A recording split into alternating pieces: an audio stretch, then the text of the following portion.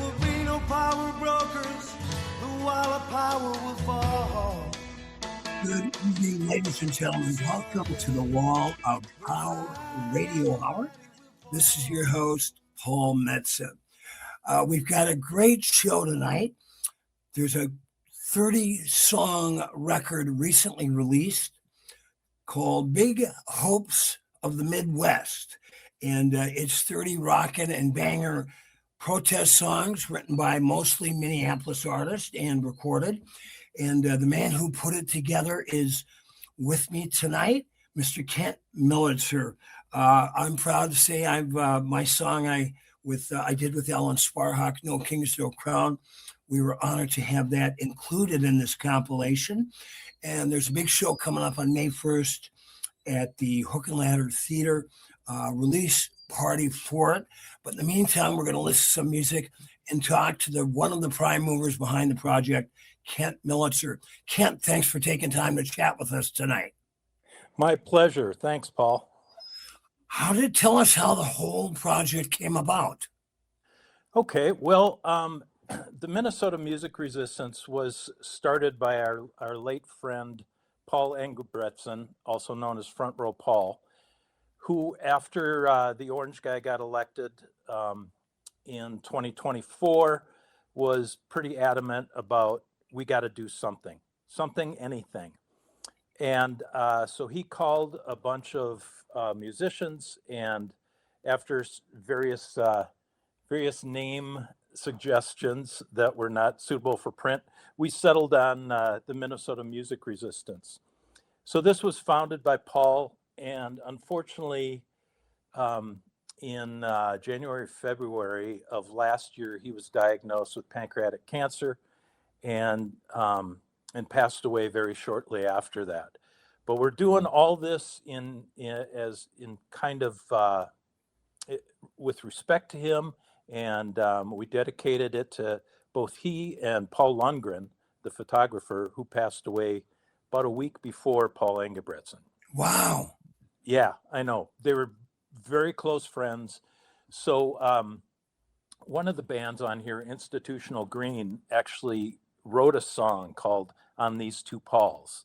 So we dedicated this compilation to them.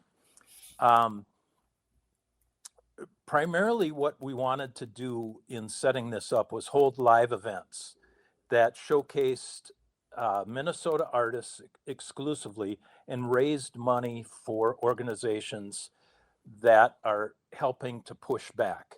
Our first event was in, I believe, June of last year. And it was a great success, and we raised a ton of money for the ACLU. It was at the Hook and Ladder in South Minneapolis, where this one is going to be again. And I have to say, the Hook and Ladder has been absolutely wonderful to work with. They've donated their space. All that we've had to cover is their expenses for staff and stuff to have this open. And we've all pitched in and done a lot of the work ourselves, but the Hook has been absolutely wonderful about this whole thing. They're definitely on our side in this fight, and it's been great to work with them. Well, it's a beautiful room. I've seen several shows there. I sat in with somebody at some point, but it's and let's tell people not just to go to May 1st to the event, which is 5:00 for the live celebration of this Big Hopes for Mid-America, but go to the Hook and Ladder as often as you can. They're located right off Lake Street, Minnehaha at 3010 Minnehaha. They've got just a wonderful array of music. They're running through there all the time. So let's always support the venues that support us, fellow musicians. Absolutely. And historically, that's in a really important location. I mean, the police station that was burned to the ground, not to the ground, but the police station that was set on fire is right next door. Right. And it's still standing. It's got, chain link fence all around it, but that's historic events took place there. So now tell us a little bit about the backgrounds of Paul Metsa and Paul Lundgren. Okay, so both of them were older gentlemen. Paul Metsa was one of the biggest supporters of local music, I think, ever in the cities. He would schedule it so that he'd hit 2, 3, 4 shows in a night, and he was just such a cheerleader for all the bands in Minneapolis and St. Paul and outstate as well. But he was all about local music. If you saw him at one of your shows, it just made you feel good because he was there to support you. He was standing in the front row, singing along, pumping his fist, doing his front row Paul dance. Just a lovely human being. And we miss him so much. Didn't he have something to do with that great Longhorn documentary that came out a few years ago? I don't know that Paul Metsa did. He may have. Yeah, he very well may have. But I know Mark Metsa is the filmmaker. Right. So maybe that's the confusion. Are they related? That's a very good question. I don't think so. This Okay. being Minnesota, and there's a lot of, blank sons. Yeah, right. Johnsons, Olsons, all that. Now, what about Paul Lundgren? Tell us about Paul Lundgren. Now, he was, I would assume, definitely involved in that Longhorn project because he's been taking pictures of Minneapolis musicians. And when I say Minneapolis, it's interchangeable for Minnesota. But Paul Lundgren had been taking pictures of local musicians since the Longhorn days. And in fact, there's a lot of his shots that are kind of iconic. If you're familiar with Sin Collins' book, and I have it on my bookshelf, but I'm blanking on the name of it. The picture of Johnny Ray on the cover doing Right. the kick, that was taken at the Longhorn. That was by Paul Lundgren. And Paul Lundgren was another one of those guys that when you saw him at your show, your heart skipped a little bit because you knew that you were gonna get some fantastic shots out of it. He had a wonderful eye and always seemed to be in the right spot and click at just the right second. Well, and Johnny Ray, who I've gotten to be friends with, who still has the best hair in Minneapolis rock and roll. Right on. I picture that. And of course, we've got to give Sin Collins a shout out. Yep. With such a great chronicler of the Minnesota music scene. She wrote a great book on the history of the West Bank. In fact, I'm looking forward to seeing what TPT did with their video documentary on the West Bank scene, which I was a part of for years and years and years. Cool. And as big of a fan as I was a part. Tell us about so you've done you did one show for the ACLU. How many shows have you done so far with the Minnesota Music Resistance? This will be our second on May 1st. We're planning on one a year, and we might have smaller events. We're still working it out, but last year was a real learning experience for us, and we found out that it's a lot of work to put on a show with with a number of bands. Last year we had, I think if I'm remembering correct, we had 5 on the main stage and 4 on the smaller stage by the bar. Mm-hmm. So we were rotating back and forth while they'd be changing over on the main stage. We'd have an artist playing on the smaller one, and those are mostly like 1 and 2 people, 1 and 2 person acts, but it worked out really well. However, it was a ton of work, and so after that we learned a lot of stuff, but we thought for now we're just going to do one of these a year. How many bands are you planning on having on the May 1st event at the Hook and Ladder? I think there's 5. Let me see. Let me read you a list of who we got here. Should have had this up. Okay, I'm sorry, my Spanish is awful, so I'm gonna murder this. Los Pinches Guayas. That might be close. The rest I'll get. Mary Cutrofello is Love playing. Mary. She's fantastic. Surly Girly is playing.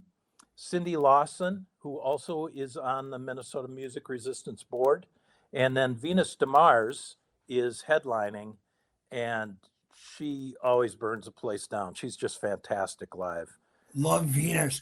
Now, what was we're going to have my guest, Kent Militzer, on for the whole night tonight. We're going to end this first segment, the tribute song to the Paul and Paul. What was the name of that? That's called On These Two Pauls. All right. We're going to listen to that and then come back and listen to some more music from the great new 30-song compilation, Hopes of Mid-America, with our guest and one of the prime movers, Kent Militzer, on the Wall of Power, a radio hour. Not a matter of chance or destiny that we got the salad a dancing on a Sunday afternoon off of old Judge Lawrence Swamp. Hi-Fi does this deliberately to make us dogs, kind of celebrities, shining light through the darkest hours. Logistics, organizational prowess, and so the cut might cost you more. I bet you're still getting more than you're paying for. This kind of town, few of them left around. Wall of Power Radio Hour. Welcome back to the Wall of Power Radio Hour. This is your host, Paul Metsa. If you hear a little barking in the background, those are my two co-hosts, Mabel and Blue, two adorable but not always very well-trained rescue dogs.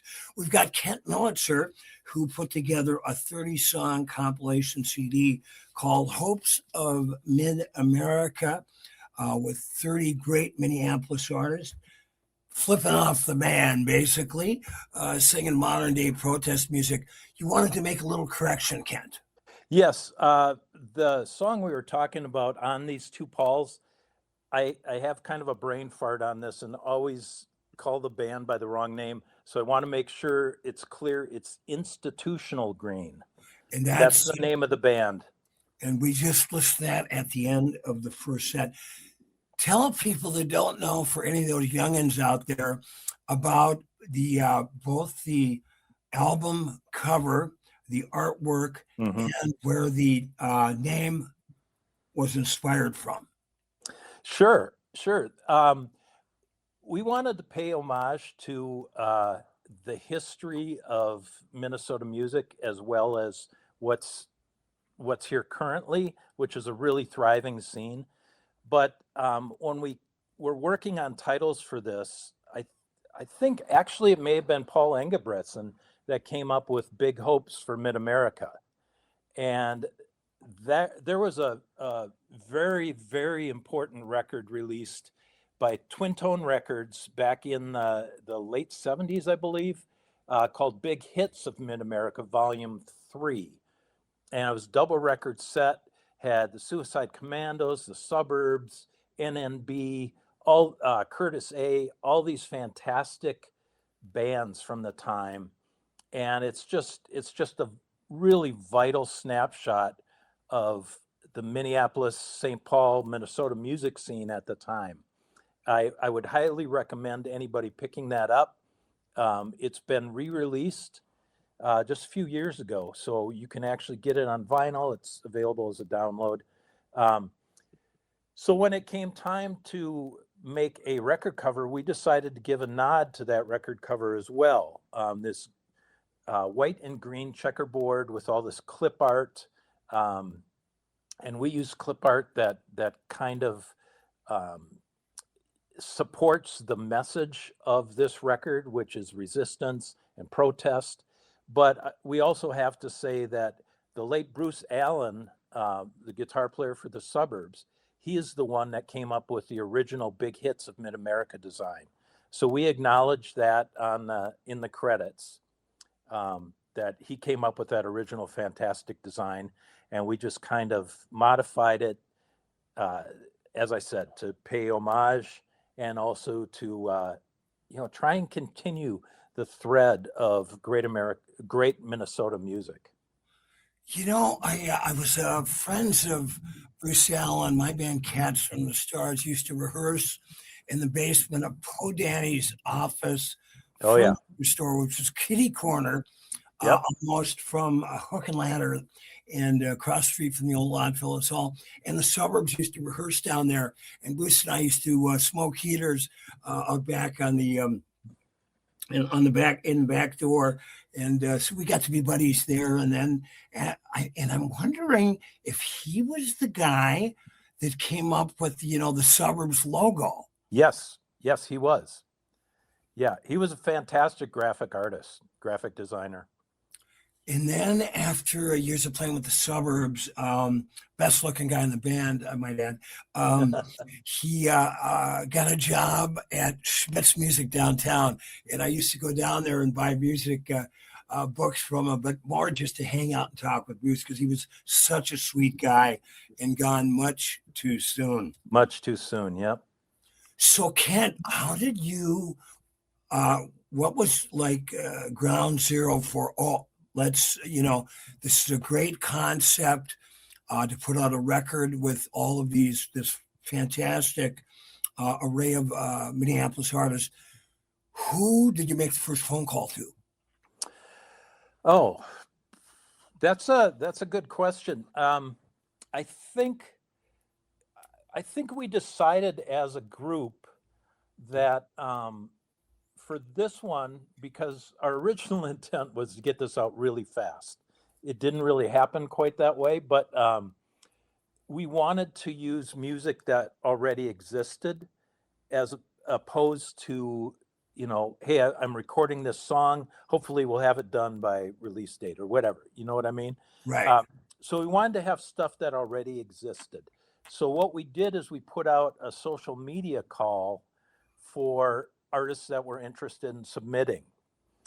That's where we started. But then, like in your case, I saw that you and Alan had released this track. So I got in touch with you and I'm like, hey, we're doing this thing. Would you like to contribute that song?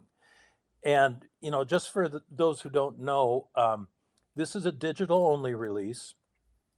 And we just licensed all these songs for this release only. So all the artists still have full ownership and can do whatever they want with it. We just got them to contribute to this song to raise money for the MMR and worthy organizations, again, like the ACLU, immigrant rights, all kinds of stuff. We've got a list of things that is available on our website if you want to take a look. But for the most part, these were all people that heard about it through friends. We put the word out, and there were only a few people I actually called up. I know High on Stress did a track with Danny Murphy from Soul Asylum, and The Scarlet Goodbye. And I'm trying to think, maybe Adam Levy. I think I reached out to him as well. But most everybody else was people that submitted to us. Well, the one thing, and I was a member of the Minneapolis music community for 40 years, and I've always said musicians are really like first responders in terms of when there's a tragedy, you've got to get the fire trucks there or the cops and the ambulance.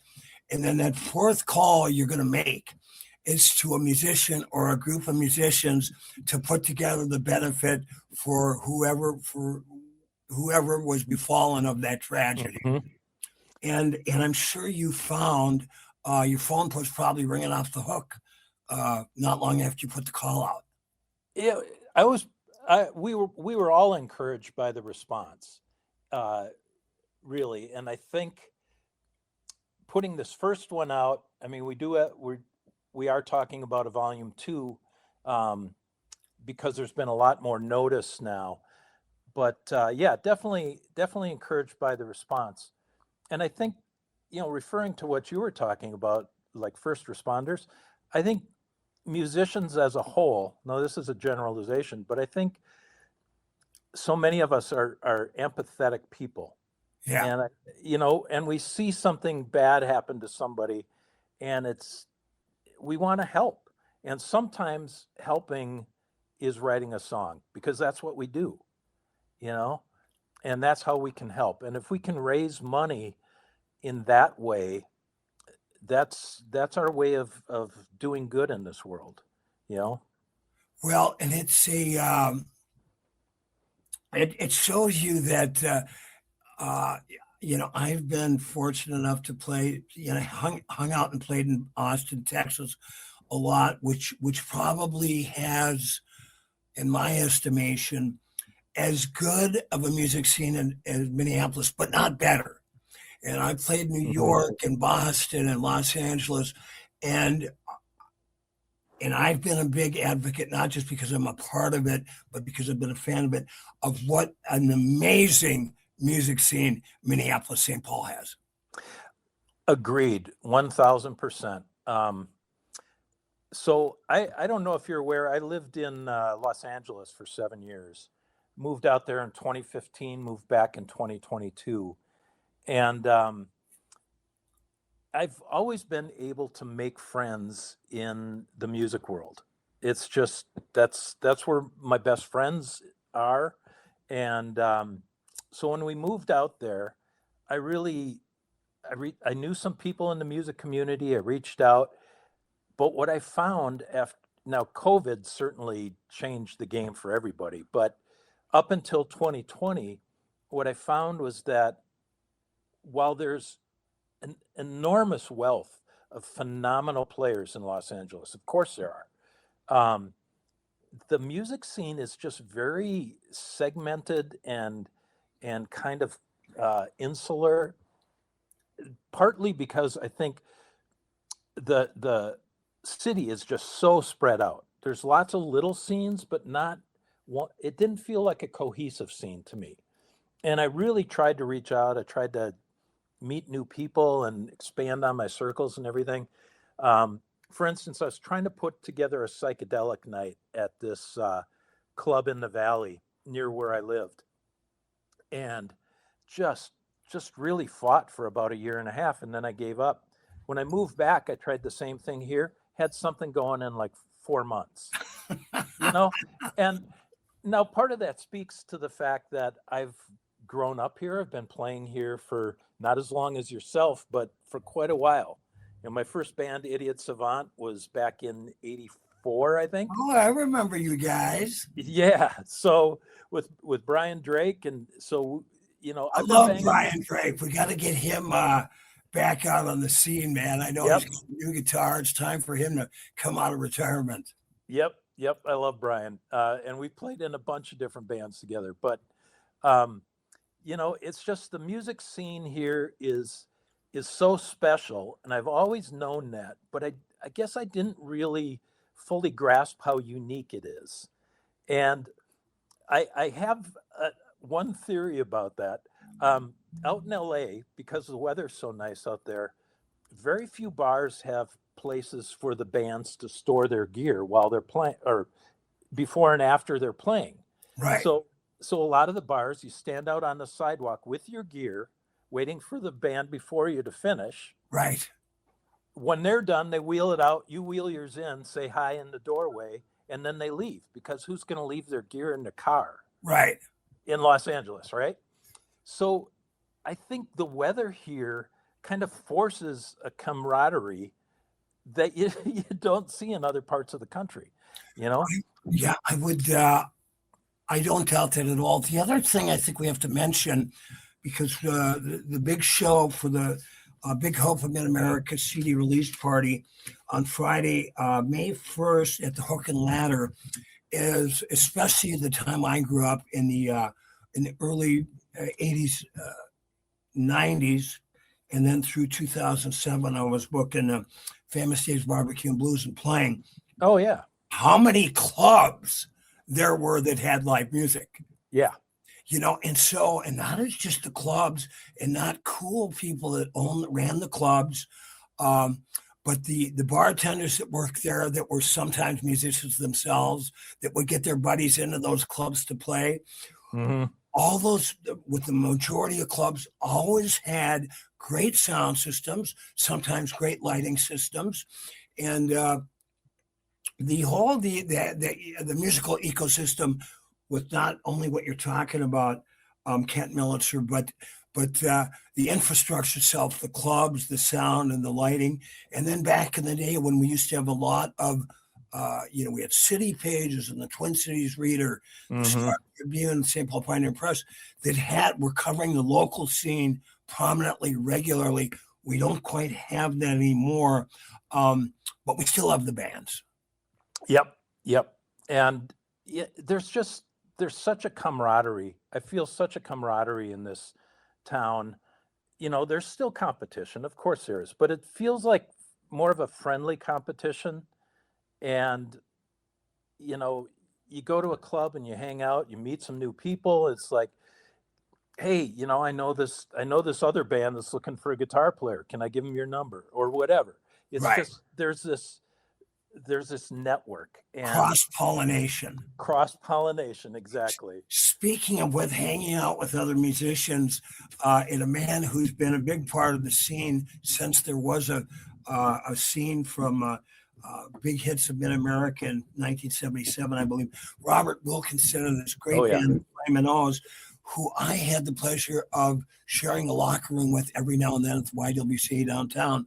The guy loved to swim and work out, and as did I every now and then when I lived in Minneapolis. But let's hear this is a great song by Bob Wilkinson and the Flaming O's, and this one is called Strange Times. Then we're back with Kent Militzer for the rest of the show on the Wall of Power, a radio hour.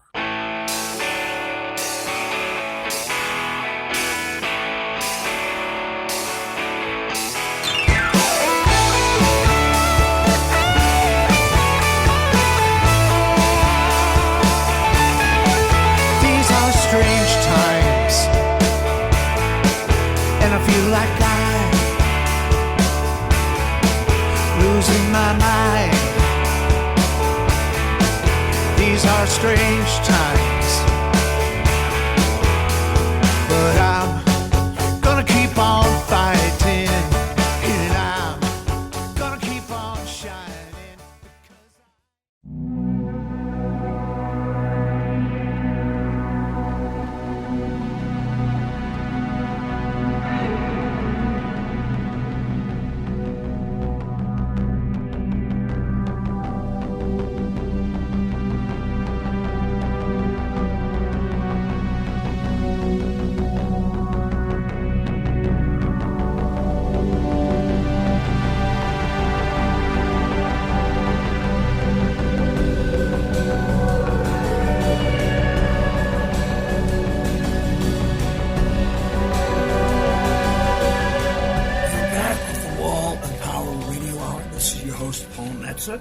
We just heard an instrumental by our guest, Kent Militzer, called What's It Good For? Say It Again. Tell us about that song, Kent. Sure. So I have this project called Militzer, all in caps with an umlaut over the E. And it's kind of an experimental thing. I started, I don't know how many years ago, but all the earlier stuff was just me doing all the instruments, except a few my friend Dave Russ played drums on.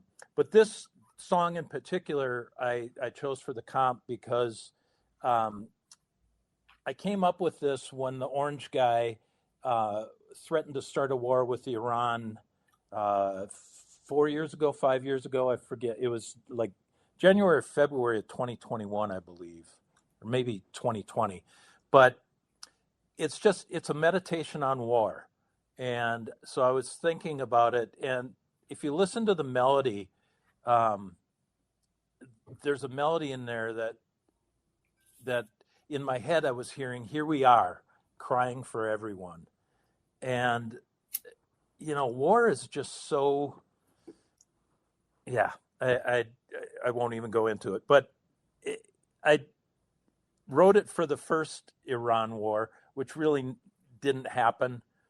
And then here we are again. War, what is it good for? Of course, that's how the great Bruce Springsteen opened his show. Yep. On Edwin Starr. Edwin Starr wrote yeah. the original one. And when I was thinking about a title, I thought, I'm going to refer to that. So what is it good for? Parentheses, say it again. And it's a meditation on war. Like David Bowie said, steal from the best. That's right. That's right. So before we forget, remind people how they can buy this download, this 30-song banger hits of flipping off the men and women that are running this country into the ground. Right. So we made this a digital-only release. 30 songs available on Bandcamp. So if you go to bandcamp.com and type in either Big Hopes for Mid-America or the Minnesota Music Resistance, that should take you right to our page. And we're asking for a $20 donation. Any proceeds go to organizations that are helping fight the battle, helping fight authoritarianism, and fighting for equality for all people. So it's a way, originally we were going to use this to raise money for the live event, but we've been doing so well with t-shirt sales, believe it or not, that we've actually got our expenses covered. So it's fantastic. I know, it's great. There's so many like-minded people in the Twin Cities and in Minnesota. That's been just great. But yeah, all proceeds are to cover expenses, and anything over and above goes to the ACLU. And like I said, tell us who else was involved with the project. Sure. Anything like this, especially with 30 bands, cannot be done alone. So my cohorts in this whole thing were Megan O'Neill, local DJ, very important part of the MMR. Edie Ray, also a musician, has a song on the compilation, and she's got a mind for spreadsheets and was a former project manager. So she's got that stick-to-itiveness that most musicians like myself do not have. So both of them were extremely important in this. And then Dan Leary, who did all the graphics. He's done our posters and really helps with all this stuff. He worked on the graphics for the cover. And so the four of us are really the team that put this out. I started with it, and those guys picked up so much of the slack and kind of kicked me in the butt a few times. So what bar were these meetings at? What bar were they at? Yeah. Online, all online. Well, wow. When the MMR meets in person, though, we do it at the Hook. There you go. Yeah, because Chris helps us out. He lets us sit in the Zen Arcade 2 hours a month and talk about what we need to do. And Chris is a vital part of the team too. So give us Chris's whole name. I'm gonna butcher it here. Hold on. Can you hit pause? Hit pause for a sec, Brett. Yep, that works. Chris Mozena. Yes. Mozena. So take it from my question. What's Chris's whole name? Take it from there, Brett, and then okay. Chris Mozena. He runs the Hook and Ladder and has been just invaluable in helping us out.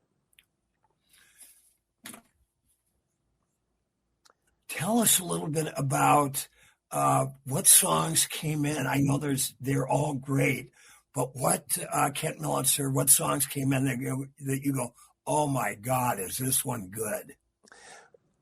I gotta tell you, I was kind of blown away by the quality of everything that came in. And we talked about this as a group, and we decided that we were going to take pretty much everything that we got. Because this is a digital only release, we decided, there's no physical limitations to this. Right. Let's put out 30 songs. So there were a few people that submitted more than one track. So we only used one track from each artist. There's a few people that show up because of the, ancestral nature of this town. I use that kind of in parentheses here, but there's a few people that show up on more than one track, but not, as a singular artist. So we decided to take 30 tracks. I mean, we probably had maybe 35, 40 submitted. That was Mabel and Blue running in from the outdoors, by the way, my co-host. Keep going. Hi, guys. So what we didn't figure into the equation, and again, this is part of the learning process, was, we can put 30 tracks on this compilation, and they're all quality. They're all good. A lot of different genres represented. What we didn't really count on was having to wrangle 30 different artists and musicians. And, I'm a musician myself. I'm certainly hard to wrangle myself. So, but that was a challenge. Tell the people out there what styles and genres they will hear on this record, Big Hopes of the Midwest. Okay. Well, there's some, as you might expect, there's a fair amount of punk rock. Punk rock is wonderful for channeling the energy and push back on that. There's Americana. The song I did is kind of experimental and improvisational.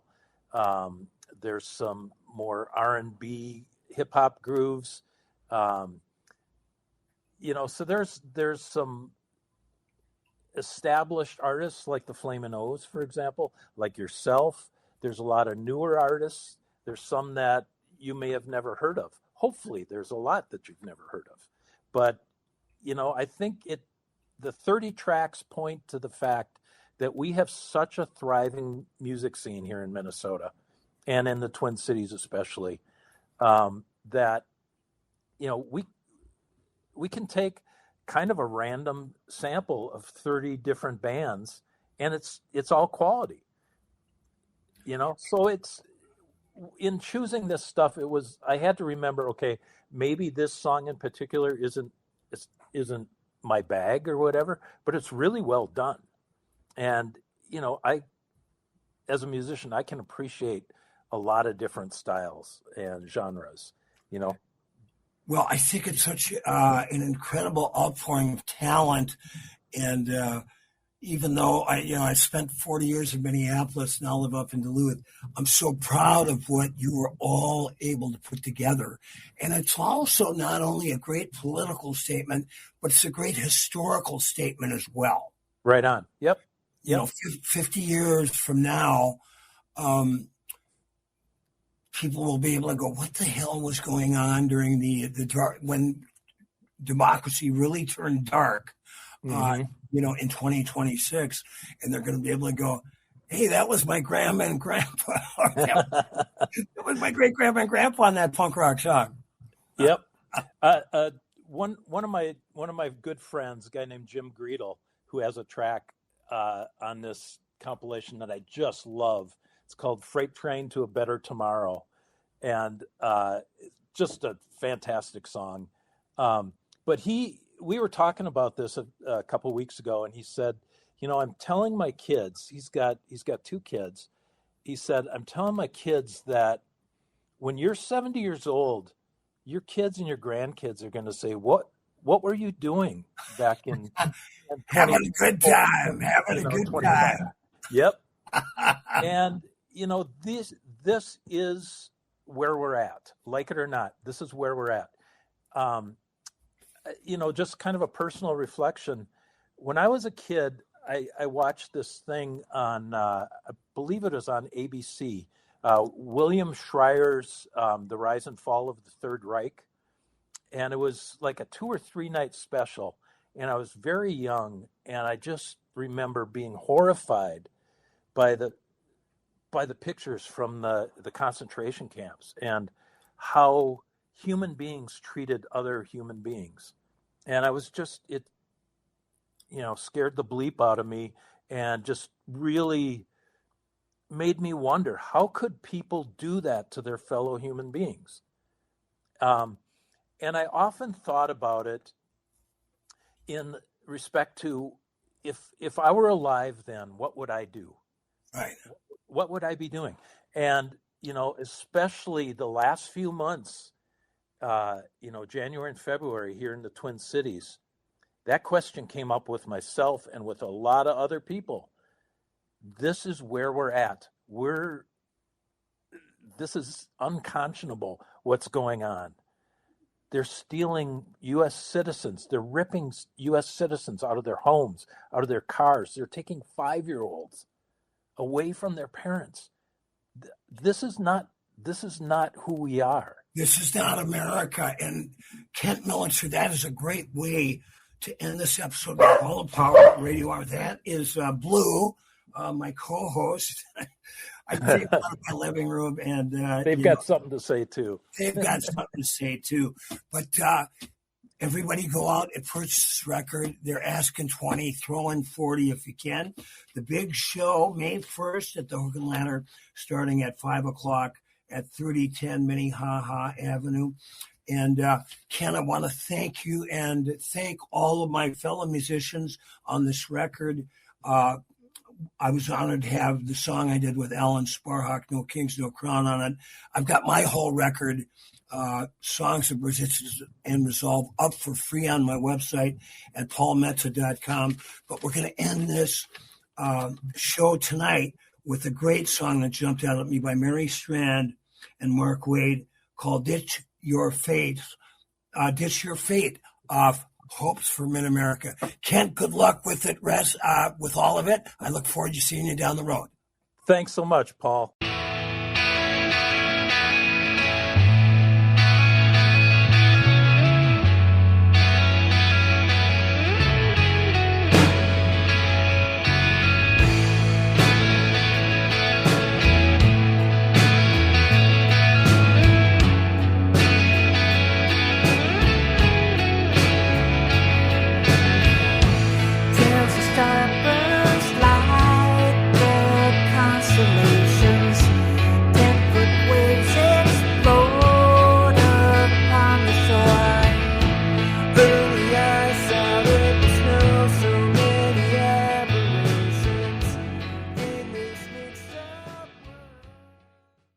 Thanks for listening to the Wall of Power Radio Hour. The show was produced by Paul Metsa, engineered by Brett Johnson.